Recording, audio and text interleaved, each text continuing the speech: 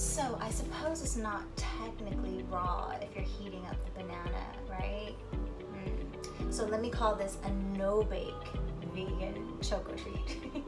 And it's super simple. It doesn't take a lot of time. I think the most time that it takes is just preparing the bananas and the coconut oil. Start off with the ingredients themselves. So I've got my bananas. You can use them fresh or frozen. But anytime you can use a fresh fruit or vegetable, you're gonna get more complete nutrients out of it.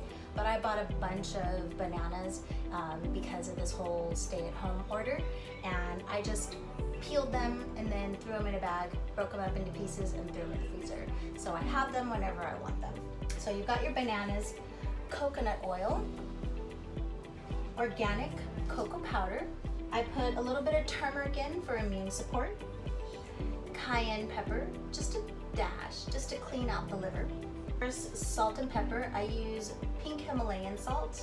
And then the reason I use pepper, even though there's cayenne, is because pepper actually helps the turmeric get absorbed into your body. It helps activate that process. I use coconut butter, coconut manna. This is the brand that I like to use. It's a Nutiva coconut manna.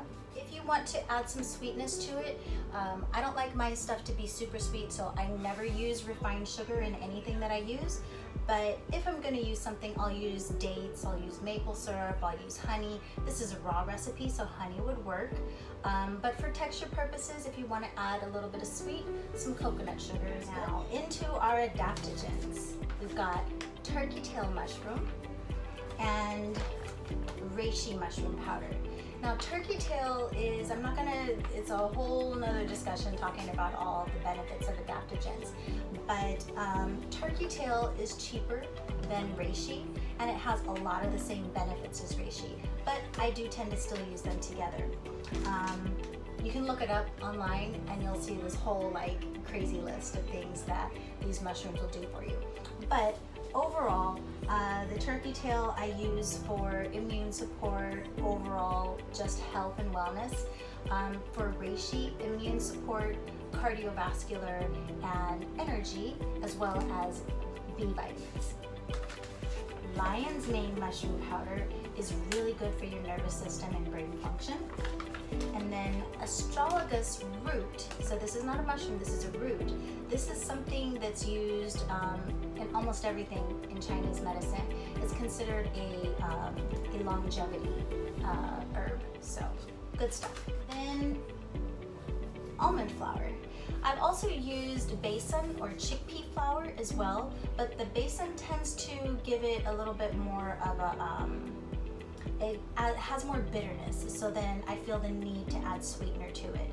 The texture is really nice with the chickpea powder opposed to the almond flour. The almond flour is a little bit more fluffy, so it just depends on what texture you're looking for, so you can play with the different ingredients. Grab a nice heavy bottom saucepan. I'm gonna dump my bananas in there. And then I'm going to take my coconut oil and I'm going to grab a nice heaping spoon of coconut oil. I don't really tend to follow a lot of like very specific measurements. I usually have a tendency to go more with what feels, looks, and smells right to me at the time. So I'm looking at this right now and the way that it's spreading over it, thinking about how it's going to melt down into the batter. And at first I thought I didn't like it, but I like it. I'm going to throw this on the oven so that it opens up the bananas and melts the coconut oil. And what I did is I took 4 giant heaping spoons. I'm going to guess this is probably about 3/4 of a cup. All right, so I'm going to take my almond flour. I'm just going to add all my dry ingredients together. About 1/2 teaspoon of astragalus, the same for lion's mane, reishi, just a dash of cayenne pepper. Yeah. Now, me personally, I like to put a lot of cayenne pepper in my chocolate stuff because I like that little bite, yeah? But not everybody likes cayenne pepper, or not everybody likes spicy with their chocolate. And about half a teaspoon as well of the turmeric powder. Now, you're not gonna really taste this in the treat, but that's the beauty of it, is because it's medicinal and you're gonna get all the benefits from it, even though you're not really getting the flavors of these things. That's about half a teaspoon of salt. Then we're gonna do just a couple turns of the black pepper just to get it in there for the turmeric. I'm putting 2 teaspoons of the coconut sugar. And checking on my bananas and coconut oil. They're cooking down nicely. And now that those are almost done, I'm gonna grab some coconut butter. This stuff is so good. So I'm gonna dig in here and I'm gonna grab a nice heaping spoonful. Now this is the small tablespoon. This is the spoons that you use for eating. This is just a small one, and I just took a large heaping. Now I'm gonna take that off the heat because all I really wanted to do was thaw out the banana, soften it up, and get it to open up so that I can get the oil and the coconut butter all mixed in nicely to the banana. And then just pour it on into your dry mix. I almost forgot the most important ingredient here, right? The cocoa.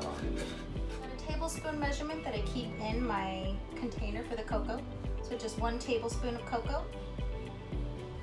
Now, just mixing it up.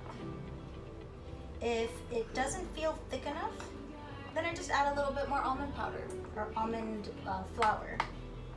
Then what happens is, because of the coconut butter and the coconut oil, all you do is you just spread it out onto your plate and put it in the fridge, and it'll harden up, and then it'll be like nice little gooey, yummy Choco bites. Now, just to give you a little bit of background on how I came up with this recipe, is I love Indian sweets called mithai. So I was like, okay, well, I can't go keep eating mithai all the time, so I need to make my own that doesn't have all this extra sugar in it. If you see my posts, you know that most of my stuff is vegan, so I was really trying to find something that I would feel good about and still satisfy that sweet tooth. My first batch I made was almost like a chocolate bar, because once I put it in the fridge, it was really hard. I didn't use the banana. And once I used the banana and I put it in the fridge, it still maintained that like gooiness, like a really gooey brown. Yeah? So if you see this, if I were to cook this in the oven and bake it, it would probably make a pretty decent cookie. The banana will fluff up and cook into the almond flour, but I want to still keep it raw. So I'm going to add just a dash more of almond flour to thicken this up a little bit. I know, that's more than a dash, but it's the small spoon that was heaping. So see, now it's getting thicker. So when you put it on your plate as individual bites, then it'll have a better consistency. And that's it. Now we're just gonna plate it and get it ready for the fridge. Now to plate, what I like to do is I like to just use a little dab of avocado oil on the plate. That way when you go to pick them up, they don't stick to the plate too bad. So I'm actually gonna dry some of that up, because for health purposes, even though avocado is really good for you, oils carry a lot of calories, and these are good calories for you, but you just want to be mindful about how much unnecessary oil that you have in your diet. And this is a healthy, guilt-free treat, supposedly, so let's try to keep it that way. And all I'm gonna do is I'm just gonna take a spoonful and I'm just gonna dollop it on there. See? I'll put one layer and then I'll come back and put another layer on top.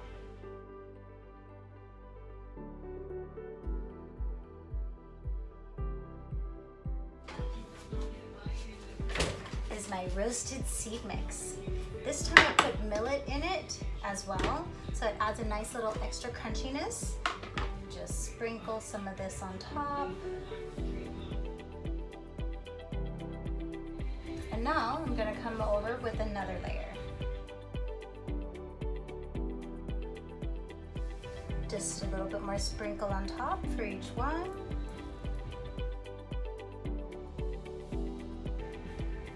And there you go, guys.